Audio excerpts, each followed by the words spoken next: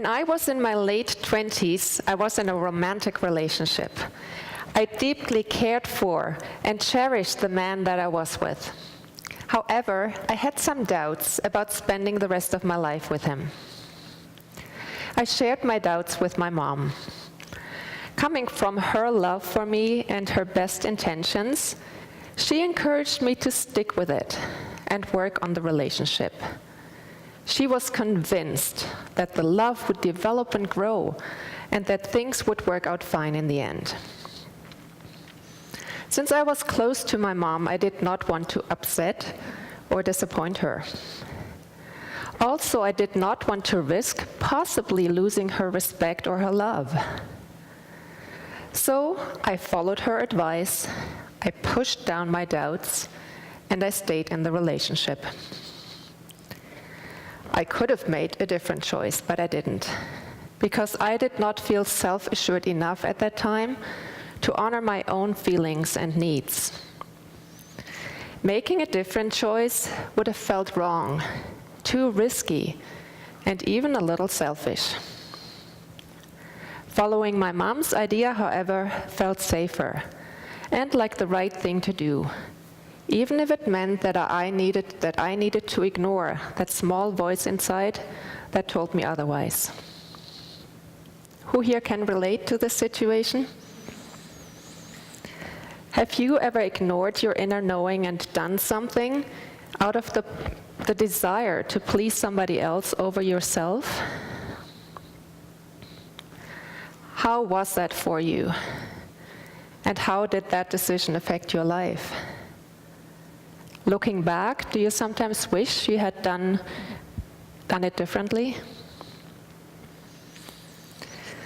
By ignoring my own inner knowing and following and staying in the relationship, I maneuvered myself into a place of mild depression and frequent sadness.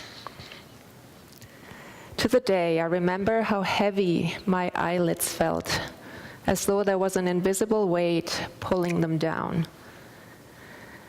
There were many days when I felt as though my eyes were empty and they had lost their glow. On those days, I would feel a weight on my shoulders. The world around me would look gray. My energy would be low. On those days, I was struggling. Was I living my highest potential at that time? For sure I wasn't. My energy was spent on the conflict inside of myself. Not only was I not happy or at ease with myself, I was also not contributing to our world to the level that I knew I had the potential for. And that brings me to the reason why I am here today. Way too many people are making choices based on other people's expectations. Choices that are rooted in their fear of not being respected or loved if they were to speak their truth and live their lives in their uniquely authentic ways. Way too many people are holding back and thus denying our world of their unique gifts and contribution. And I'm determined to change that. My mission is to create a global movement for good selfishness. Good selfishness is the commitment to make one's own well-being and contribution to the world our highest possible priority.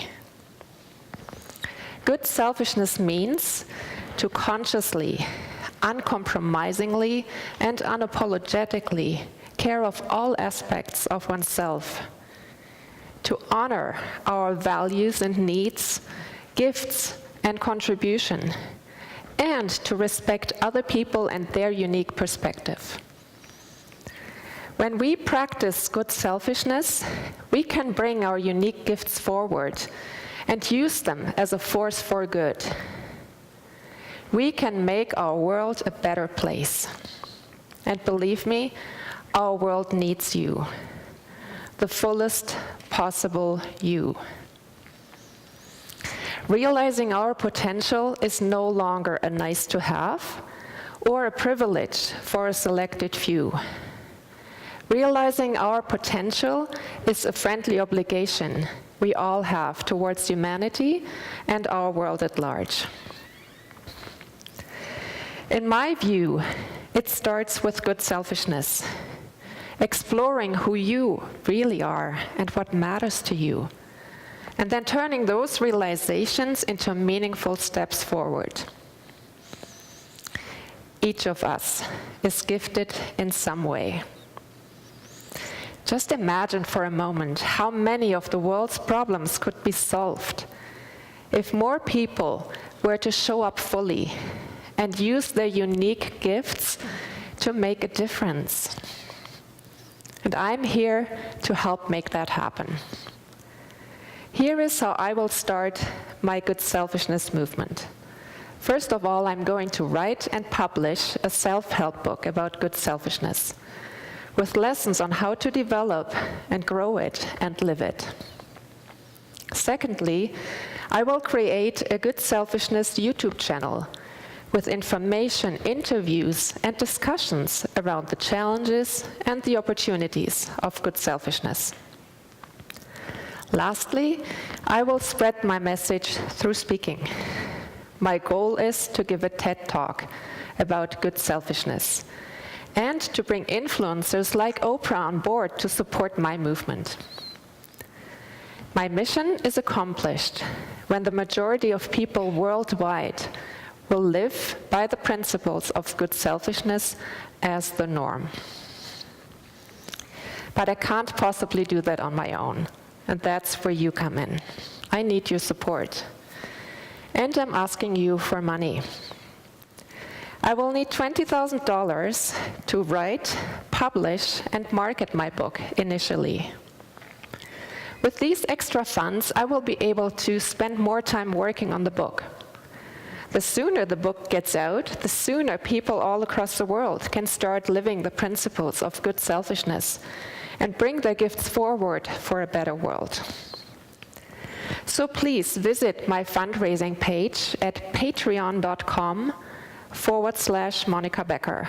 That's www.patreon.com/MONIKA, that's Monika with a K, BECKER. If you find value in my message and you want to see it spread extraordinarily wide in the world, then please consider supporting me with a monthly contribution of as little as $1 and as much as you wish. So please go there, support my cause, and spread the word about it. I thank you in advance for that. Now, I want you to know that even if you cannot support me with money, you can still support my movement by courageously taking care of yourself first and foremost, and bringing the fullest you forward that you can possibly be. Think about ways how you can raise the level of joy and satisfaction in your life. Think about ways how you can use your gifts and skills in service of others and our world at large so that everybody wins. Be you, be selfish, and change the world. Thank you.